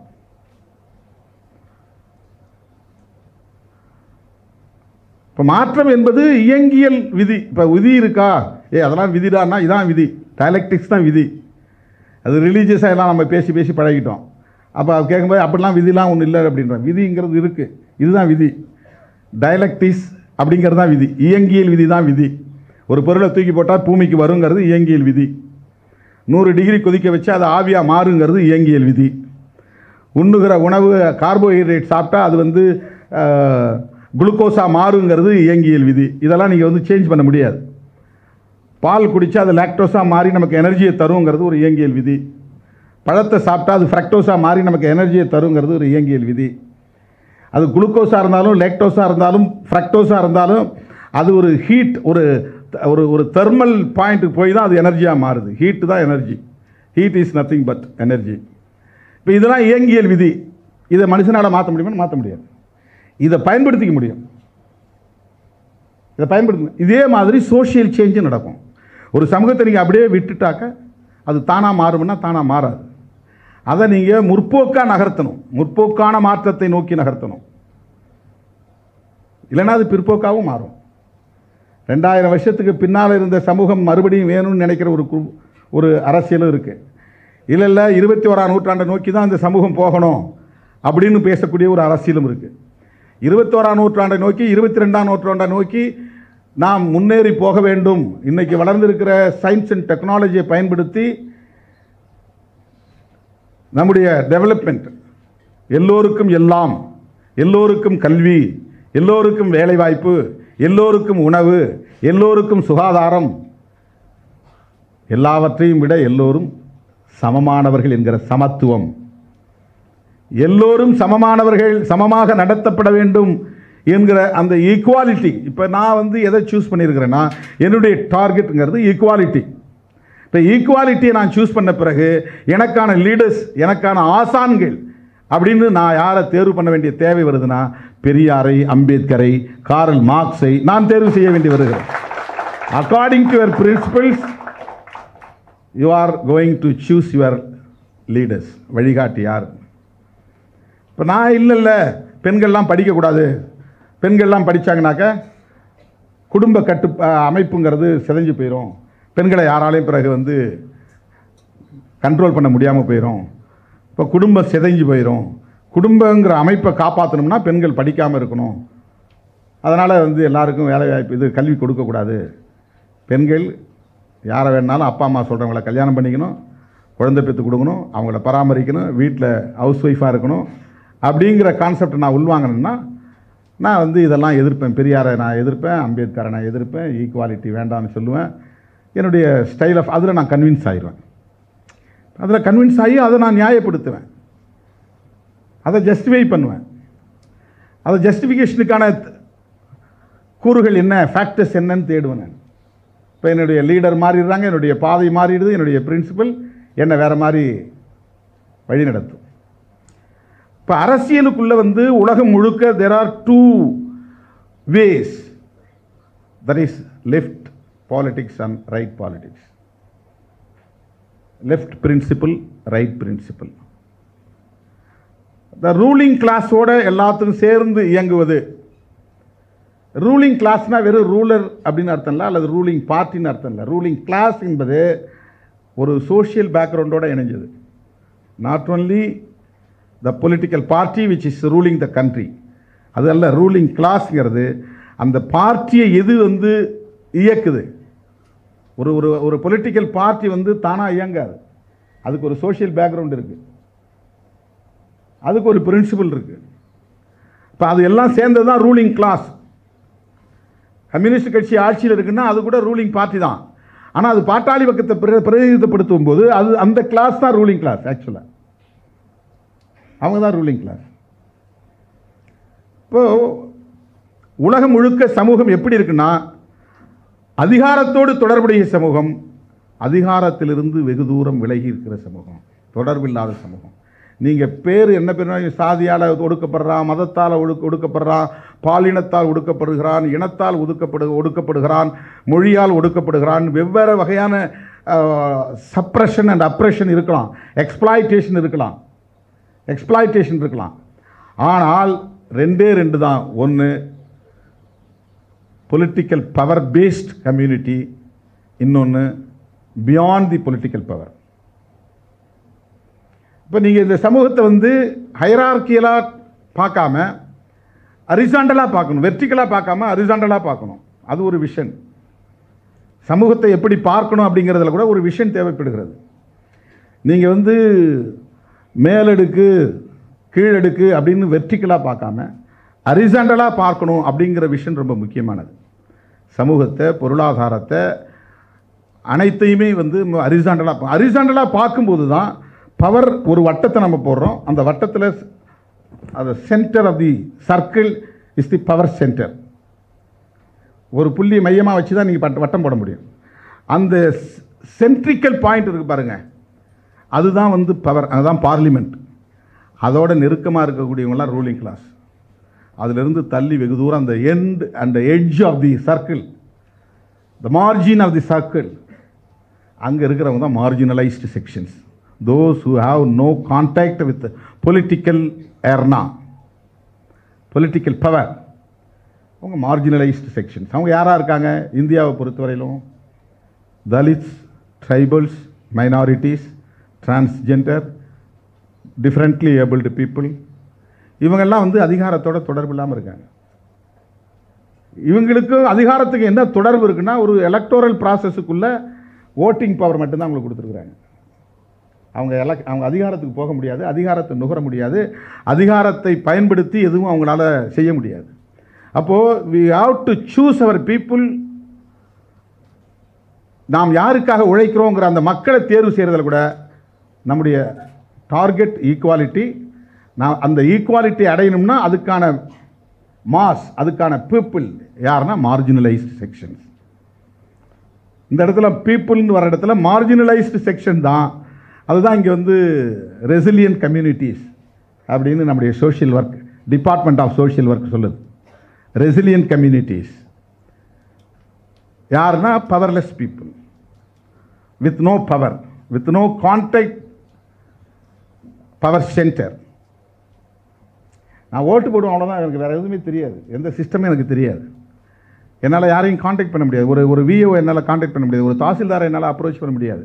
ஒரு டிஸ்ட்ரிக்ட் கலெக்டரை நான் ரொம்ப தூரத்தில் வச்சு பார்க்குறேன். எனக்கு கலெக்டர்லாம் போய் சந்திக்க முடியுமா எனக்கு தெரியாது. நான் தான் ரெசிலியன்ட் கம்யூனிட்டி. இந்த சிஸ்டத்துக்குள்ள என்னால் அக்கஸ்டம் ஆக முடியல. இந்த சிஸ்டத்தை என்னால் புரிஞ்சு கொள்ள முடியல. இந்த கம்யூனிட்டிஸ் தான் ரெசிலியன்ட் கம்யூனிட்டி. ஸோ நம்ம யாருக்கு உழைக்கணும்? இப்போ social fork for what for whom? Social work for what for whom? resilient communities, those who have no contact with the political power. அரசியல் அதிகாரத்தோட எல்லா அதிகாரங்களை விடவும் உச்சமானது the supreme power is political power. administrative power இருக்கு, economical power இருக்கு. பொருளாதாரம் உள்ளவன் ஒரு ஊரில் பெரிய பண்ணையாராக இருப்பான், நிலப்பிரபுவாக இருப்பான், ஒரு தொழிலதிபராக இருப்பான். அவன் பொருளாதாரத்தை வச்சே பல வேலைகளை அவனால் சாதிக்க முடியும். அது ஒரு வகையான பவர். அது ஒரு இதெல்லாம் வந்து செல்ஃப் ஜெனரேட்டட் பவர். லீகல் பவருங்கிறது வேற, செல்ஃப் ஜெனரேட்டட் பவருங்கிறது வேற. Because of the caste, because of his economical strength, அங்கே ஒரு பவர் உருவாகும். அது செல்ஃப் ஜெனரேட்டட் பவர். இப்போ நான் வந்து ஒரு பார்ட்டியை உருவாக்கினேன். அந்த பார்ட்டிக்குள்ளே ஒரு பவர் உருவாகுது. தலைவர், துணைத் தலைவர், செயலாளர், பொதுச் செயலாளர், மாநில செயலாளர், மாவட்ட செயலாளர். இந்த பவர் எங்கிருந்து உருவாச்சு? இதுதான் self generated power. within a political party or a social organization or cultural organization, if we are forming a organization, there must be a self generated power. இப்போ அரசு என்பது, ஸ்டேட் என்பதும் நாம உருவாக்குனது தான். we are one of the part of the state. அரசுன்னு ஒன்று இருக்குது, மாநில அரசு அல்லது மத்திய அரசு. அந்த அரசுங்கிறதுக்குள்ளே நாம் வந்து ஒரு முக்கியமான பார்ட். அப்போ நம்மளையும் சேர்த்து நம்மாலும் இணைந்து உருவாக்கப்பட்ட அரசு என்கிற போது அந்த பவர், அந்த அதிகாரம் என்பது நமக்குமான ஒரு asset. Political power is also an asset. Political power also an asset for every one. இப்போ நாம் என்ன நினைக்கிறோம்னா, வீடு, காரு, நகை, நட்டு இதுதான் சொத்துன்னு நினைக்கிறோம். அதிகாரமும் சொத்து தான். Power is also, political power is also an asset to everyone. இப்போ we have our share in the political power. நமக்கான ஒவ்வொருத்தருக்கும் அதில் பவர் இருக்குது, ஷேர் இருக்குது. ஓட்டு போடக்கூடிய உரிமையுள்ள ஒவ்வொருவரும் share holder of the political power. Share holder of the political power. அதில் நமக்கு ஒரு கிளாரிஃபிகேஷன் தேவைப்படுது. நானும் சேர்ந்ததுனால தான் இந்தியன் யூனியன் கவர்மெண்ட்னு இருக்குது. என்னுடைய ஓட்டும் சேர்ந்து தான் அந்த யூனியன் கவர்மெண்ட், ஒரு ஸ்டேட் உருவாகிருக்கு, ஒரு அரசு உருவாகியிருக்கிறது. மாநில அரசுன்னு ஒரு அரசு உருவாகியிருக்கிறது. அதை குறிப்பிட்ட சில கட்சியோ இல்லை குறிப்பிட்ட சில நபர்களோ பவரை ஷேர் பண்ணிக்கிறதுக்கு அல்ல, எனக்கு அதில் இருக்குது பவர். அப்போ நமக்கு வந்து அரசியல் அதிகாரம் தொடர்பான விழிப்புணர்வு தேவை.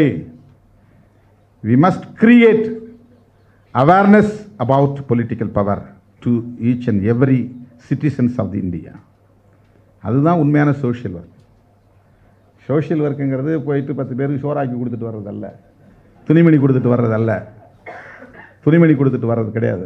அதை வந்து கிண்டல் பண்ணல. That is also humanity based one. அதை நான் சொல்கிறேன், லீடர்ஷிப்புக்காக சொல்கிறேன். லீடர்ஷிப் அப்படிங்கிறது ஒரு கட்சிக்கு தலைவராக இருக்கிறதோ ஒரு சங்கத்துக்கு தலைவராக இருக்கிறது அல்ல. மக்களிடையே வேலை செய்ய வேண்டும், முழுமையாக அர்ப்பணித்து கொண்டு வேலை செய்ய வேண்டும், ஒரு நோக்கத்தை புரிந்து கொண்டு வேலை செய்ய வேண்டும், அந்த நோக்கத்திற்கான இலக்குக்கான கொள்கை பின்னணியையும் புரிந்து கொண்டு வேலை செய்ய வேண்டும்.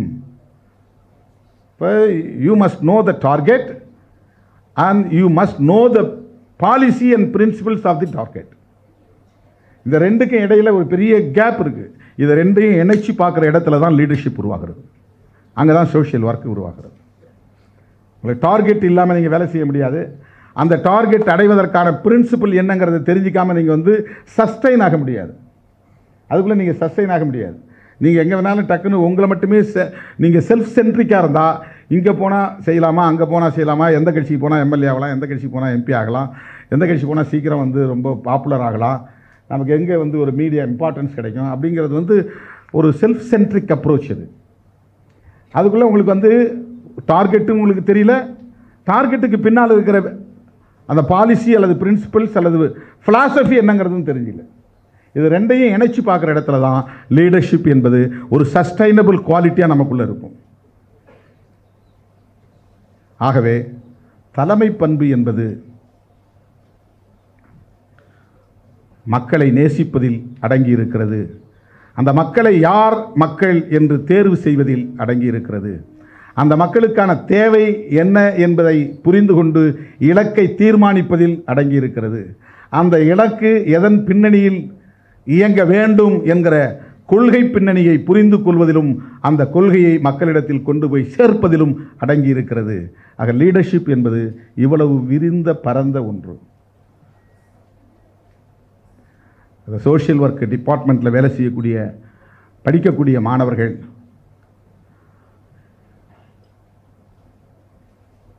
தம்முடைய கல்வி என்பது இதுபோல அதிகாரம் இல்லாமல் அதிகாரத்திலிருந்து வெகு தூரம் கிடக்கக்கூடிய விளிம்பு நிலை, அதனால தான் அவங்களோட பேரை விளிம்பு நிலைன்னு சொல்கிறோம். மார்ஜின்ங்கிறதுனால தான் விளிம்பு நிலை. அது நீங்கள் ஹரிசாண்டலாக பார்த்தா தான் விளிம்பு நிலை, நீங்கள் வெர்டிக்கலாக பார்த்தீங்கன்னா அடிநிலைன்னு சொல்லுவோம். இது அடிநிலை மக்கள்னால் வெர்டிக்கலாக பார்க்குறீங்கன்னு அர்த்தம், விளிம்பு நிலை மக்கள்னால் ஹரிசாண்டலாக பார்க்குறீங்கன்னு அர்த்தம். The horizontal vision is the best right vision. ஹரிசாண்டலாக தான் நீங்கள் பார்க்கணும். இந்த ஹரிசாண்டல் எப்படி இருக்குனாக்க அதான் அம்பேத்கர் சொல்கிறார். அது வந்து ஒரு சுழல் வடிவில் இருக்குது, அது ஸ்பைரல் ஷேப்பில், அது வந்து சுழல் வடிவத்தில் இருக்குது. இங்கே சமூக கட்டமைப்பு ஒரு சமூக கொள்கையை சார்ந்து இயங்குகிறார். அது ரெண்டு பேரும் புரட்சியாளர் அம்பேத்கர், தந்தை பெரியார், அவங்களுக்கு முன்னால் பண்டிதர் அயோத்திதாசர், அவருக்கு அதே காலகட்டத்தில் பல தலைவர்கள், மகாத்மா ஜோதிபா ஃபுலே, இவங்கெல்லாம் வந்து அதுக்குள்ளே வராங்க. அப்படியே போனோம்னா நம்ம பின்னால் ட்ராவல் பண்ணி போனோம்னா வள்ளுவரும் அதுக்குள்ளே தான் வராரு. கடைசியாக கௌதம புத்தர், பகவான் கௌதம புத்தர் அதுக்குள்ளே தான் வராரு. கௌதம புத்தர் சொன்னதை தான் அம்பேத்கர் சொல்லியிருக்கார். கௌதம புத்தருடைய விஷன் தான் அம்பேத்கர் விஷன். கௌதம புத்தருடைய பார்வை தான் பெரியாருடைய பார்வை. அது என்னன்னா ஈக்குவாலிட்டி என்பது தான். இப்போ புத்தர் என்ன சொன்னார்? இப்போ எல்லாரும் புத்தரை எப்படி பார்க்குறாங்கன்னா இயேசு பெருமானோடையும் முகமது நபியோடையும் இணைச்சி பார்க்குறோம். இயேசு பெருமான், முகமது நபி போன்ற தலைவர்களோடு பார்க்கக்கூடிய, நபிகள் வரிசையிலே பார்க்கக்கூடிய ஒருவர் அல்ல கௌதம புத்தர். கௌதம புத்தருடைய பிரின்சிபல் அண்ட் ஃபிலாசபி என்ன அப்படின்னா ஒன்றும் கிடையாது. Liberty, equality and fraternity. இதை மட்டும் சொல்லி நான் முடிக்கிறேன். லிபர்ட்டி, ஈக்குவாலிட்டி அண்ட் ஃப்ரெட்டர்னிட்டி, இந்த மூன்றும் தான் பௌத்தம், புத்திசம். லிபர்ட்டி அது சுதந்திரம், ஈக்குவாலிட்டி சமத்துவம், ஃப்ரெட்டர்னிட்டி சகோதரத்துவம். சகோதரத்துவம்னா பிரதர் சிஸ்டர் அப்படிங்கிற அர்த்தத்தில் இல்லை. சகோதரத்துவம் அப்படிங்கிறது அண்ணன் தம்பி அக்கா தங்கைங்கிற உறவு அடிப்படையிலான ஒன்று அல்ல. சகோதரத்துவங்கிறது சோசியல் ஹார்மனியோடு சேர்ந்தது, சமூக நல்லிணக்கத்தோடு மத நல்லிணக்கத்தோடு சேர்ந்த ஒன்று. சமூக நல்லிணக்கத்தை குறிப்பது சகோதரத்துவங்கிறது. ஃப்ரெட்டர்னிட்டிங்கிறது பிரதர்ஹுட் சிஸ்டர்ஹுட் என்கிற பொருள் புரிந்து கொள்வதல்ல. ஆனால் இங்கே அதுக்கு பேரியர் இருக்குது. ஒரே சாதிக்குள்ளே இருக்கவங்க தான் அண்ணன் தம்பின்னு சொல்லிக்க முடியும், மற்ற சாதிக்காரங்க அண்ணன் தம்பின்னு சொல்ல முடியாதுங்க. இங்கே அப்படி வெறும் சமூக அடிப்படையில் மட்டுமே வந்து பிளவு கிடையாது. ஒவ்வொரு தனித்தனி சாதிக்கு இடையிலையும் வந்து பிளவு இருக்குது, தடுப்பு சுவர் இருக்குது, பேரியர் இருக்குது. ஓபிசினா ஓபிசி அனைவரும் ஒரே கம்யூன் கிடையாது. ஷெட்யூல் காஸ்ட்னா ஷெட்யூல் காஸ்ட் அளவையும் ஒரே கம்யூன் கிடையாது, கம்யூனிட்டி கிடையாது. ஒரே சமூகத்துக்குள்ளே நீங்கள் இப்போ பிராமின் அப்படின்னு எடுத்துக்கிட்டா, பிராமின்னா பிராமின் இந்தியா முழுக்க ஒரே கம்யூனிட்டி என்ன கிடையாது. நம்ம அடையாளப்படுத்துறதுக்காக பிராமின் சொல்கிறோம். நான் பல மேடைகள் இதை தொடர்ந்து சொல்லிட்டு வர்றேன். கேரளாவில் இருக்கக்கூடிய நம்பூதிரி பாட்டும் தமிழ்நாட்டில் இருக்கக்கூடிய ஐயர் ஐயங்காரும் ஒன்றான்னா ஒன்றும் கிடையாது. வெஸ்ட் பெங்காலில் இருக்கக்கூடிய பேனர்ஜி, முகர்ஜி, சாட்டர்ஜி இவங்கெல்லாம் வந்து காஷ்மீரில் இருக்கக்கூடிய பண்டிட்டோட சமமானா சமம் கிடையாது. அல்லது குஜராத் மகாராஷ்டிராவில் இருக்கக்கூடிய சித்பவன் பார்ப்பனர்களும் தமிழ்நாட்டில் இருக்கக்கூடிய ஐயரும் ஐயங்காரும் ஒன்றானா ஒன்றும் கிடையாது. there is no equality among Brahmin also. There is a discrimination even among Brahmins. இப்போ டிஸ்கிரிமினேஷனுங்கிறது தான் இங்கே பிரச்சனை. இப்போ நம்ம எதை எதிர்த்து போராடுகிறோம் அப்படின்னா டிஸ்கிரிமினேஷன் கூடாது. In the name of caste, religion, gender, in any identity discrimination கூடாது. இப்போ ஜெண்டர் டிஸ்கிரிமினேஷனுங்கிறது அப்படியே வெர்டிக்கலாக இருக்குது, மேலே இருந்து கீழே வரையிலும். Even in Brahmin community male female அப்படிங்கிற டிஸ்கிரிமினேஷன் இருக்குது. ஆண்கள் என்ன வேணாலும் செய்யலாம், பெண்கள் அவங்களுக்கு கட்டுப்பட்டவங்க தான், அடிமை தான். பெண்கள் படிக்கக்கூடாது, விதவையாக இருக்கிறவங்க திருமணம் செய்யக்கூடாது, விதவையான பிறகு பூ வைக்கக்கூடாது, பொட்டு வைக்கக்கூடாது, கோயிலுக்கு வரக்கூடாது, நல்ல காரியத்துக்கு வரக்கூடாது, எதுலேயும் முன்னால் நிற்கக்கூடாது. 7 வயசில் நீ விதவையானா கூட 90 வயசு வரலும் வெள்ளை சேலை கட்டிக்கிட்டு தான் இருக்கணும். மறுமணம் செய்து கொள்ளக்கூடாது. இதெல்லாம் ஒரு காலத்தில் ஒரு பிரின்சிபலாக இருந்தது. அந்த பிரின்சிபல் தொகுக்கப்பட்டது. அதுதான் ஒரு மேனிஃபெஸ்டோவாகவும் ஒரு லாவாகவும் இருந்தது. அதுதான் Manusmriti. Manusmriti it self a law and a philosophy of a community, of a society, Hindu society. அது ஒரு சட்டமாகவும் இருந்தது, அது ஒரு கொள்கையாகவும் இருந்தது, ஒரு கோட்பாடாகவும் இருந்தது.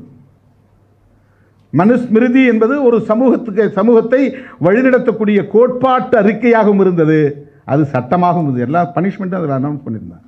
யார் என்ன குற்றம் செஞ்சாலும் இதை செய்யணும், பனிஷ்மெண்ட் உட்பட. அது ஒரு சட்டமாகவும் இயங்கியது. இப்போ அதுதான் இங்கே இவ்வளவு பெரிய சமூக கட்டமைப்பு உருவாக்கி இருக்கிறது.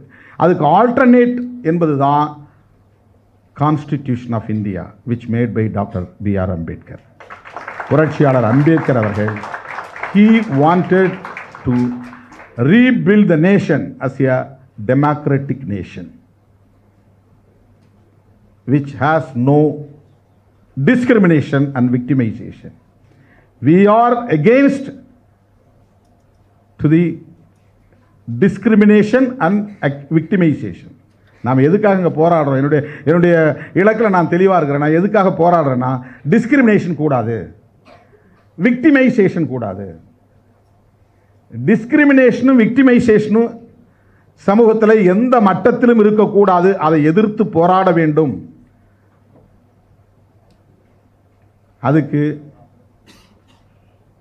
ஒரு கொள்கை அறிக்கையாகவும் அதுவே ஒரு சட்டமாகவும் வடிவமைக்கப்பட்டது தான் புரட்சியாளர் அம்பேத்கர் அவர்களால் அவருடைய தலைமையில் எழுதப்பெற்ற கான்ஸ்டிடியூஷன் ஆஃப் இந்தியா என்கிற ஒன்று.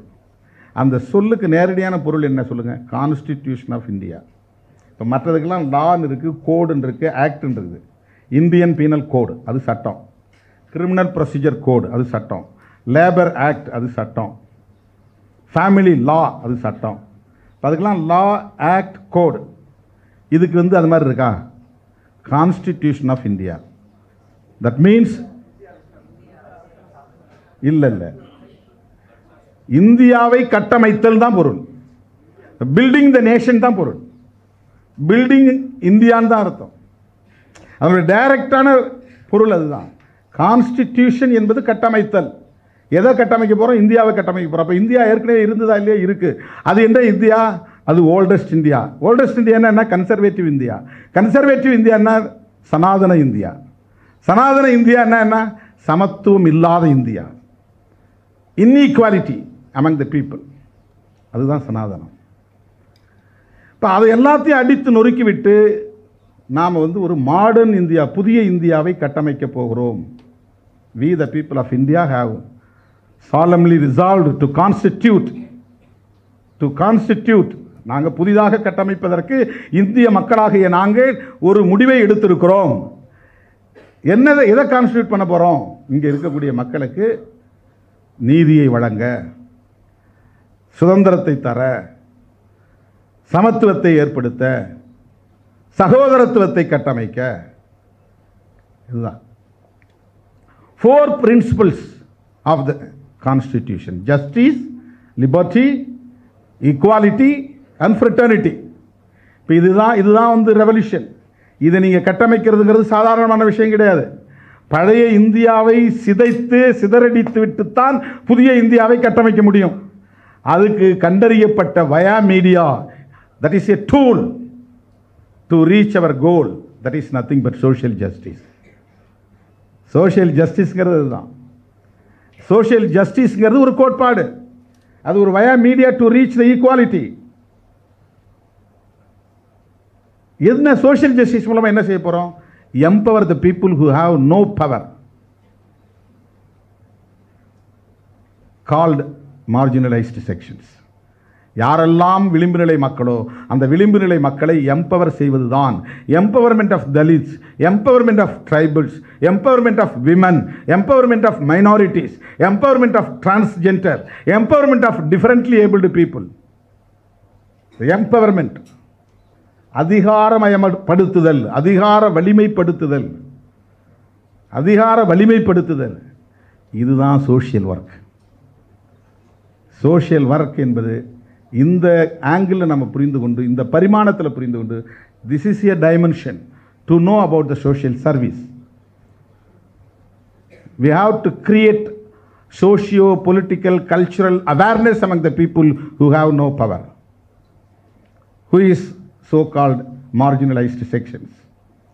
யார் விளிம்பு நிலை மக்களோ அந்த மக்களிடத்தில் அதிகாரம் தொடர்பான விழிப்புணர்வை ஏற்படுத்துவது, சமூக கட்டமைப்பை உணர்த்துவது, இங்கே இருக்கக்கூடிய ஒடுக்குமுறைகளையும் சுரண்டலையும் எதிர்த்து போராடுவது, டிஸ்கிரிமினேஷன் என்கிற பாகுபாடு இல்லாமல், பாதிப்பு என்கிற விக்டிமைசேஷன் இல்லாமல் தடுப்பது, அதற்காக போராடுவது என்கிற உணர்வை பெறுவதுதான் உண்மையான தலைமை பண்பு என்பதை சொல்லி, இதனை இதனால் இவன் முடிக்கும் என்றாய்ந்து அதனை அவன்கண் விடல் என்று நம்முடைய வள்ளுவ பெருந்தகை சொல்லியிருக்கிறான்.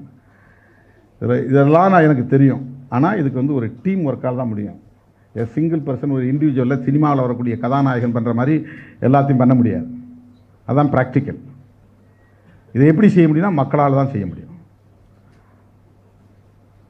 ஒரு ஆர்கனைசேஷனால் மட்டும் செஞ்சிட முடியாது.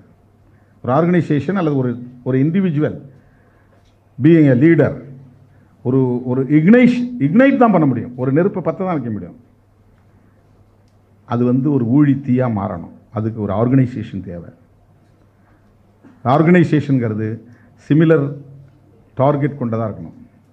அவங்களுக்கு ஒரு கொள்கை புரிதல் கொண்ட ஒரு டீமாக அது இருக்கணும். இப்போ இந்த வேலைகளை சமூகத்தில் இறங்கி செய்யக்கூடிய வலிமை இருக்கிறதே, ஆற்றல் இருக்கிறதே, பண்பு இருக்கிறதே, அந்த புரிதல் இருக்கிறதே, அதுதான் உண்மையான லீடர்ஷிப் குவாலிட்டி என்பதை சொல்லி அனைவருக்கும் வாழ்த்துக்களை தெரிவித்து நிறைவு செய்கிறேன். நன்றி, வணக்கம்.